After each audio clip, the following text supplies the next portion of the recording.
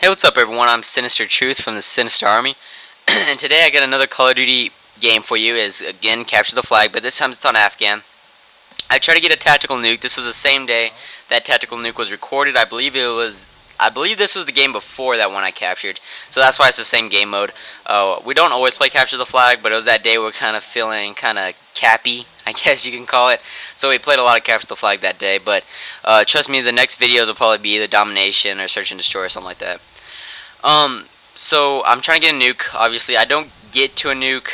I go 36 and 6, which is a pretty solid gameplay, but I don't get a nuke. And if I had like 5 or 6 seconds left, I would have gotten a nuke. But it's just I kind of wasted my time and didn't really get to that.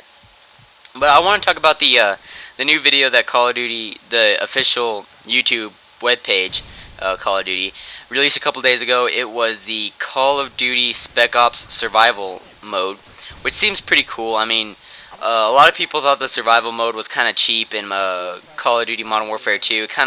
People kind of thought that it was just trying to make something fun that really wasn't all exciting. But then they showed this yesterday, and it kind of caught my eye, just because it has properties. I'm saying properties, not exactly gameplay, but it has properties of zombies, Call of Duty zombies, and not in the fact that there's actually zombies and there's actually the box and that kind of stuff like that, but there is stuff that kind of goes towards the zombie feel, and I'll kind of tell you that in a minute. The first thing I noticed was that you start off with a pistol, and I know that in the Spec Ops and Modern Warfare 2 you did not start off with a pistol. You started off with the guns that Infinity Ward kind of thought would be best for that game type, or game, what were they called? Missions. Yeah, missions. And so that's basically what you start off with, but in survival you start off with a pistol, and basically you have to make it to the end.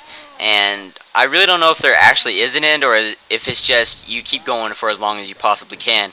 But I know that you start off with a pistol, and it showed that every single time you killed somebody, you would get points, and these points would add up to the bottom of on the bottom of your screen to eventually get more expensive items in the game, which I'll get into in a little bit. There is a wave system, so every single time you go past a certain amount of enemies, there is a new wave, such as zombies, which that was basically the only reason that kind of led me that it gave me that zombie feel. That was basically it. It was the waves. Another thing I saw that kind of interested me was that in one of the video clips, if you have not seen the video, just search up Modern Warfare 3 and what was it, Modern Warfare 3 Survival, I believe, and it'll show up. Probably one of the first videos. But one thing that I saw was that there was a ranking system.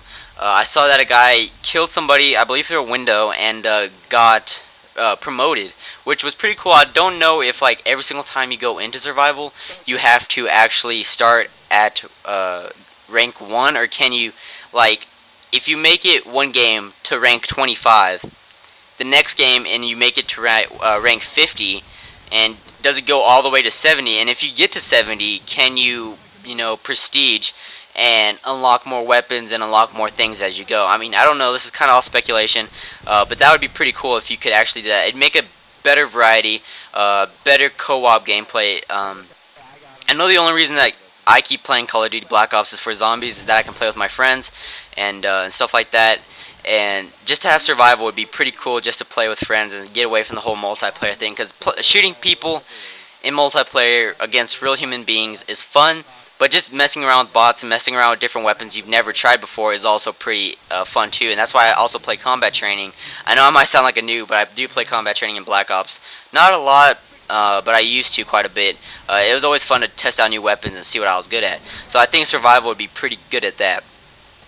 Another thing was that basically the weapons are coming back from Modern Warfare 2, I believe. From what I've seen, I saw some weapons like the ACR, for example, come back, and I just hope that most of the weapons come back and some new ones get added, and they nerf a lot of the weapons, because some of the weapons were pretty overpowered. I saw that the shotgun, I don't want to sound like a noob, but I think it was a model. I'm probably wrong, and I'm sorry about that, but I don't play a lot of Call of Duty that much, or know the specific weapons, but I think it's the models. and a guy shot him from like maybe 10-15 feet away, and the guy didn't die. Whereas, you know, in Modern Warfare 2, if you shot someone with a shotgun at that close distance, it would automatically be a kill, and you could go on a rampage like that. But this one, it kind of seemed like the shotguns were a little nerfed. Obviously, it was just a trailer, and all these things could be patched. They could have overpowered them again or something. I don't know.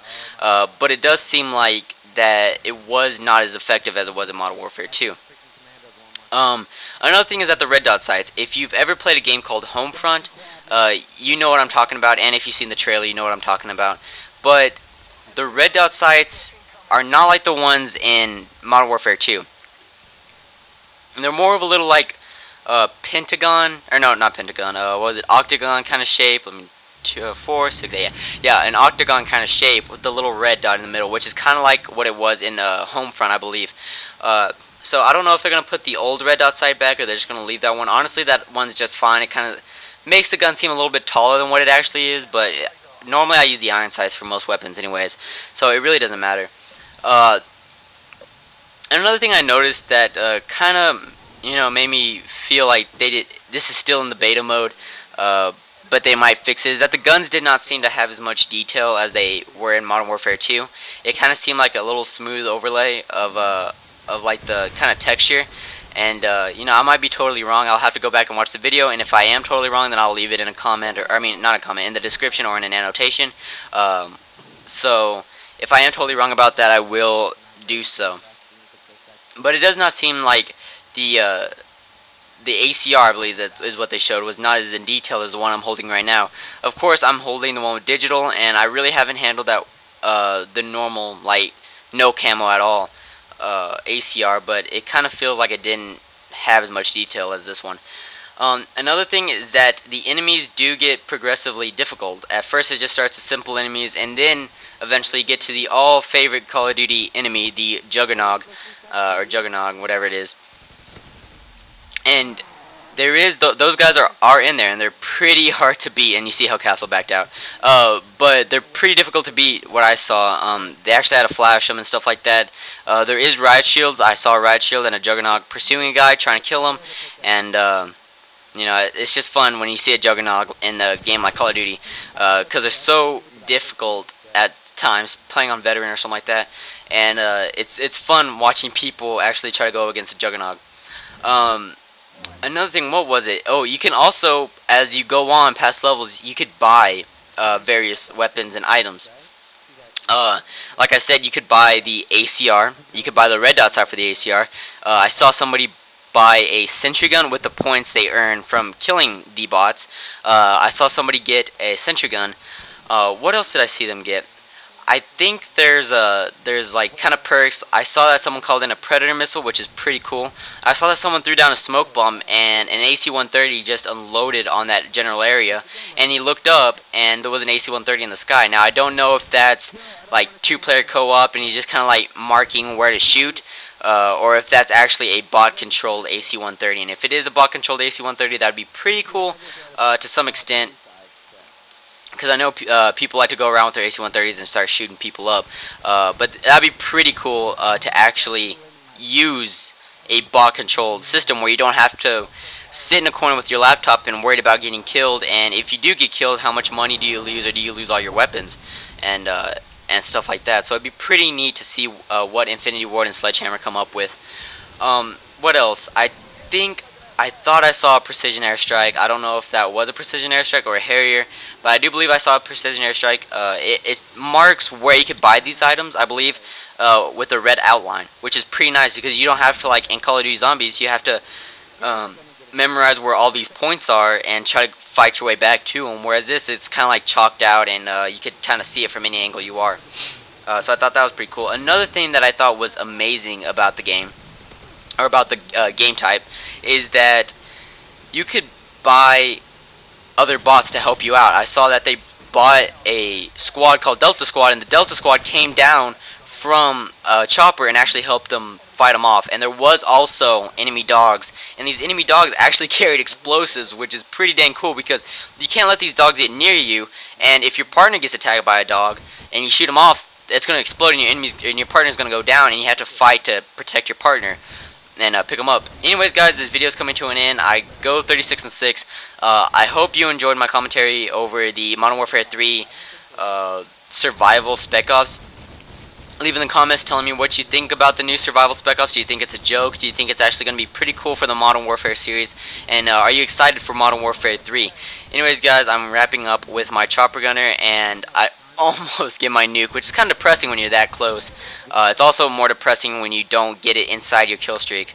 So I go 36-6. This was not the video I was thinking about. Anyways, guys, I'm Sinister Truth from the Sinister Army, and I'm signing out. Peace.